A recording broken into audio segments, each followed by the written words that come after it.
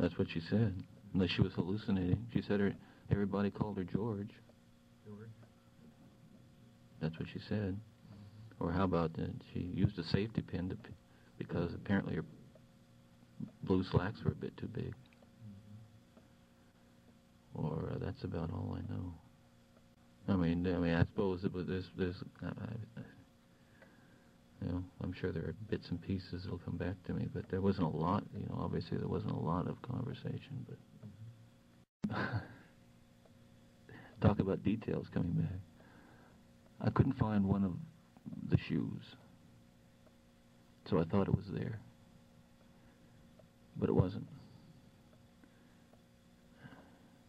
So I went back. This was the next day. Got on my bicycle, rode back to that little parking lot. I knew there were police all over the place by that time, but I was kind of nervous because, and I'll tell you why in a minute, because I'd left, and my car had been parked there. Somebody may have seen it. Now something was found there that might connect me. So I went back to that parking lot and I found both the pierced earrings and the shoe laying in the parking lot at about 5 in the afternoon. So I surreptitiously gathered them up and rode off. After the police had checked that area? Well, you can tell me. I'd seen them. I'd seen whole streams of them driving around all over the place, but they were concentrating on places like the park, nearby park. I don't know if I bet you they couldn't have looked in that parking lot and missed the white patent leather clog and the 2 white pierced earrings 2 weeks before. Hoops. That I have been using the same modus operandi in the same neighborhood, in front now of the same sorority house that George Ann Hawkins disappeared from. I encountered a girl going out the door and asked her to help me. Walked her all the way to that lot. 11 o'clock on a Friday night. And I was drunk. I was drunk and I was just babbling on, and I told her I worked in Olympia, that I lived in a rooming house. I mean, I was just, I was horrified later on. But, So were you drunk when you got pocket? Yes, more or less, but yes. That was basically part of the MO at that time, yeah. But I got all the way to the car, and this would happen sometimes, and just said, no, I don't want to do it. I said, thank you, see you later, and she walked away. But after the Hawkins thing, I was, just paranoid as hell that this girl would say, something weird happened to me a couple of weeks ago. This guy came along with crutches and asked me to help him. He took me to a Volkswagen and said he worked in Olympia and lived here in the University District. And how many people could that apply to? So, there you are. But of course, after, in June, after a week, it's, what with all the local wildlife, there's not much left. Well, I don't want to talk about that right now. We will talk about it someday, but I don't really have enough to give you the background on that. I want us to work into that. Okay. Did you ever bury anybody? Oh yes, yeah.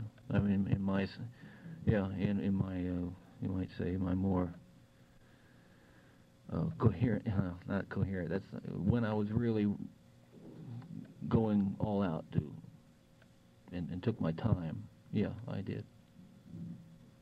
And I mean, it's quite clear. I mean, there's no question about, almost without question, those who have been found were not, and those who haven't been found were buried.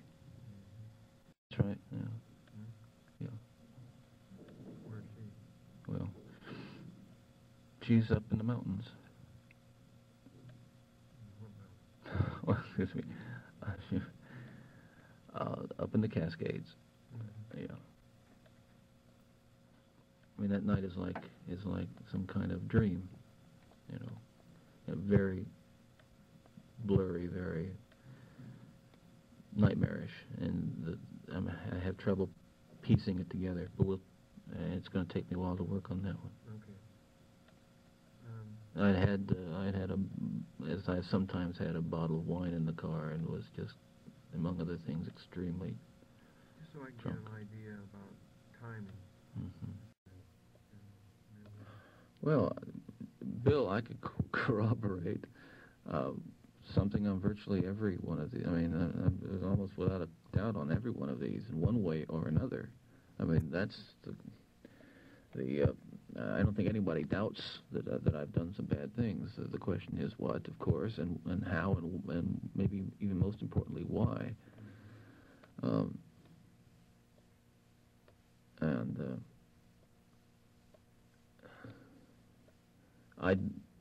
I'm not, I'm make no bones about it. I am looking for an opportunity to tell the story as best I can in the way that makes sense to me and the way that'll help not just you or the families, but that's very important, but also to help my own family. You see, I saw the look in my stepson's eyes yesterday after he had been told for the first time that, you see, he's always believed in his heart, I mean, he always wanted to believe that I had never done anything like this. As hard as it may be for you to believe that, there are people who do believe that, and there are people close to me who believe that. And to see the look in his eyes confirmed my worst fears. See, he says, could you, he was just absolutely astounded. He couldn't understand. And he was writing me questions, just furiously writing questions. I could see that, that he was, how really bewildered he was. And I need to give him a chance to know, and others a chance to know what was really going on, what it was really like for me.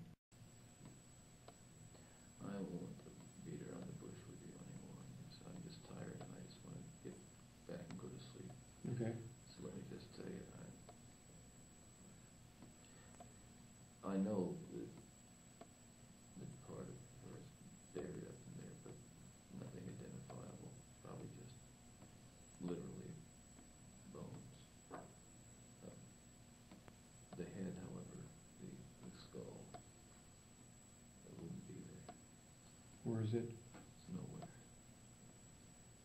It's nowhere. Well, I'm not trying to be flippant. It's nowhere. It's in a category by itself. In that it was. No, I just assumed this was something that you just kept. I don't know. I didn't see the headlines now, but.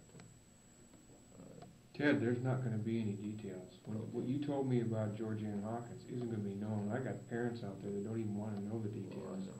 But he wants to know, and I want to know for my own good. Well, it was incinerated, and it was just an exception, a strange exception. But where'd you incinerate it? Come on, partner.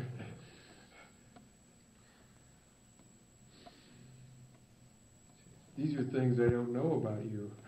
Yeah, this is probably the disposal method of preference among those who get away with it. Yeah. Because, it's the most bizarre thing I've ever been associated with. Incinerated. Tell me about it. What the hell happened? Well, don't know the address of the place. I never want to tell this. I promised myself I'd never tell this because it would. I thought that of all the things I did to this woman, this was probably the one she was least likely to forgive me for. Poor Liz. Mm-hmm. In her fireplace. It's really not that humorous, but in the fireplace at that house.